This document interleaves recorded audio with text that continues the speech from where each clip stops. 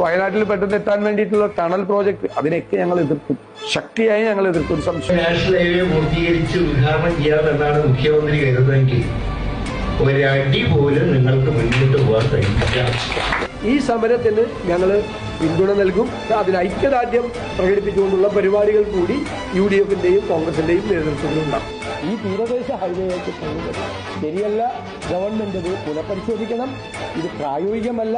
പാരിസ്ഥിതികമായും സാമൂഹികമായും ഒരുപാട് പ്രശ്നങ്ങളുണ്ടാവും. ഗവൺമെന്റിനോട് ഞങ്ങൾക്ക് ആവശ്യപ്പെടാനുള്ളത് ഇപ്പൊ ഇവിടെ നടക്കുന്ന ഈ പണി നിർത്തിവെച്ച് നന്ദിഗ്രാമിൽ നിന്നും കൊണ്ടുവന്ന മണ്ണും കൈമാറി ഈ വിഷയം അടുത്ത വരുന്ന 2 ദിവസത്തിനുള്ളിൽ പ്രധാനമന്ത്രിയും അതിന്റെ ശരിയായ രീതിയിൽ ധരിപ്പിക്കുന്നതുമായിരിക്കും. അധികാരത്തിൽ വന്ന ലൈഫ് മിഷൻ ഉൾപ്പെടെ രൂപപ്പെടുത്തിയ ഈ 4 മിഷനുകൾ ഞങ്ങൾ പിരിച്ചുവിടും.